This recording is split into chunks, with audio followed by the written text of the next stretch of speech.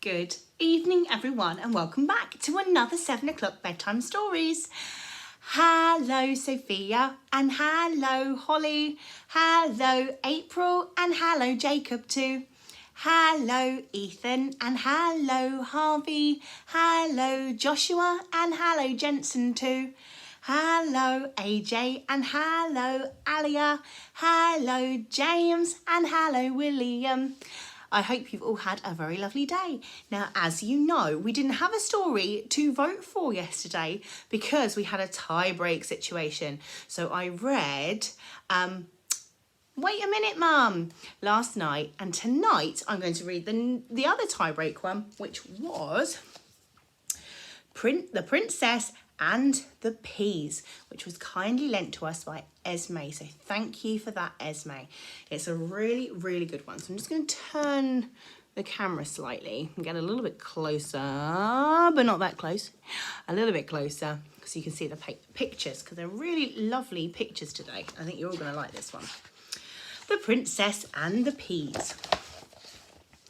There's Daddy and the house. And there is Lily Rose May. We're going to find out all about her in a second, okay? Lily Rose May was a sweet little girlie. Her eyes were bright blue and her hair was so curly. She lived with her dad in a beautiful wood. She was kind and polite and usually good. She did all her homework and she cleaned out the rabbits. She did not pick her nose and have other bad habits. She kept her room neat and she was eager to please until... one day, Dad tried feeding her peas. When Lily Rose found the peas on her plate, she worked herself up into a terrible state. "But darling," said Dad, "can't you manage a few? They're ever so tiny and they're good for you." Oh, this reminds me of another story called Eat Your Peas, which we had a little while ago.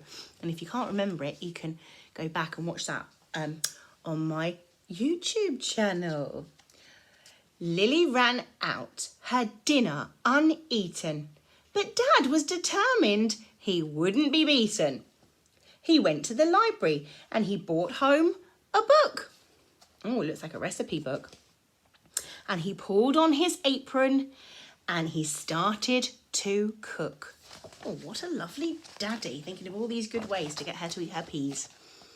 He whizzed up peas into smoothies and shakes. He baked them in biscuits and he put them in cakes. He laid the food out as a beautiful feast. Oh, that does look nice, actually. Feeling sure that Lily Rose would eat one pea at least. But Lily Rose May said it made her feel poorly. Her hands were all sweaty and her skin felt all crawly. "My tummy is churning. Oh, turn the page quick. I'm going to be horribly, terribly sick."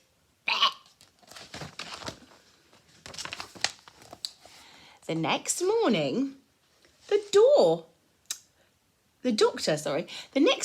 doctor jumped out of his car, shouting, "Lily Rose May, open wide, say ah." Then he wrote down her symptoms: quite pretty, polite, and allergic to peas. And he thought he was right. There it is. Quite pretty, polite, allergic to peas. And then he says, "Princess, with all things considered, I have to assess this disease has no cure. This girl's a princess." "You have to be joking," her father exclaimed. "She's a princess, all right," the doctor explained. And to prove it, he told them a terrible tale. Now, I wonder if you already know a tale called The Princess and the Pea, without the S, because that's the tale he's going to tell them now, of a young maiden caught in a gale. And then he's telling the story. So you can tell this is a story because it's going to go black and white here. So this is from the book. She came to a palace all covered in snow, crying, "Please let me in. I'm a princess, you know." There he is. It's the doctor still. He's still telling a story. To make sure the poor girl was telling the truth, the queen made a bed piled high to the roof. You see all the mattresses there. And the queen has to get a ladder to get all the way to the top of this bed. And right at the bottom, she snuck in a pea. And then she tucked the girl in with a hot mug of tea. Is this ringing a bell now? Can you remember this story? If the pea, there's still the other story that the doctor's telling them. The pea wakes her up, we'll have a royal wedding. No princess can sleep without a pea in her bedding. The poor girl was terribly ill all night through. Oh look, she got the same spots. She did not sleep a wink. She was bruised black and blue. You see, every princess is allergic to peas. So she said to the queen, "Do get rid of it, please." The queen was so sorry, she vowed there and then to never have peas in the palace again. So that was the story that the doctor was telling them.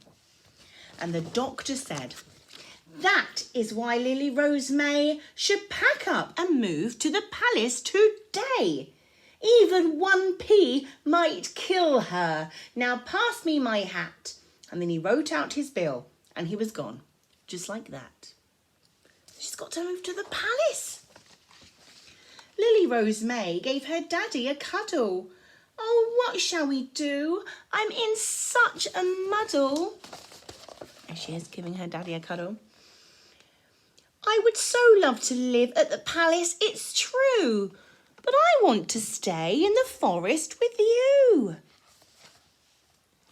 "I know," soothed Dad, "but the doctor knows best." So they packed up her toys and her clothes in a chest. Then off to the palace went Lily Rose May, and she promised to write to her dad every day. The Queen said, "How lovely! A brand new princess. Here are lots of jewels and a pretty new dress. You'll find all you need up the stairs in your room. Just make sure you come down to dinner at noon." There's the Queen. Look at this palace. It's amazing, isn't it? She's going to have her own room. And it's got some rooms here. The shoe room and the dressing up room. I would like to go now. I love dressing up. Right. This isn't so bad, Lily thought with a smile. I could manage to be a princess for a while. I've got my own bathroom and teddies galore. And a library of books. What girl could want more? So she put on her dress and some fabulous shoes and had great fun deciding which earrings to choose. Oh, I would like that bit as well. I love earrings. She placed a tiara on top of her head. Then she switched on the TV and she bounced on the bed. Wow, what a lucky girl. She's got everything, it seems. The clock on the landing was striking midday, so she swept down to lunch in a princessy way. "Ah, there you are, darling," the King and Queen smiled. "You're safe now, don't worry, you poor little child.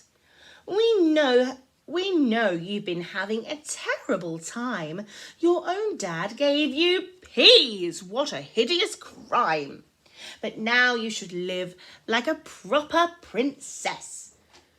Do you know what we're having for lunch? Can you guess?" Our very best chef made it for you, made it especially for you. A lovely big bowl of cold cabbage stew. Yuck! Thought the princess. She didn't like peas. It turns out she doesn't like cold cabbage stew either. Now eat up your lunch, then your training can start. You've got 54 speeches to learn off by heart. Then there's 3 hours of waving to fans, and then lessons in smiling and shaking of hands. She's got busy jobs to do in the palace. 3 hours of waving, thought Lily Rose May, and bowls of sloppy green slush every day. I thought living here would be oodles of fun, but this is a nightmare. What have I done? Turned out it wasn't so great at the palace after all. I'm not a princess, said Lily Rose May. I've got to get home to my dad right away. I'm sure I can learn to eat peas if I try. So she gave back the jewels and she said, thank you, goodbye. There she is, back with Daddy. Now Lily Rose May is an expert in peas. She just dips them in ketchup or chocolate or cheese. And she gobbles them up as quick as can be. And she never goes back to the palace for tea. I don't know about you, but I actually quite like peas. I don't understand what all the fuss is about. I love peas. Maybe you could put in the comments today if you like eating peas too. So tomorrow night we have got two stories to choose from, and I'll pop them onto Twitter. So we've got this one, which is April and Holly's choice. It's called Supermarket Zoo. So you can get voting if you think you'd like that one too. Or this one. It's another one of Esme's, and it's called I've Broken My Bum. I've broken my bum. So there we go. Supermarket Zoo and I've Broken My Bum. Click on the one on Twitter that you would like to vote for tomorrow night, and I will see you then. Bye everyone.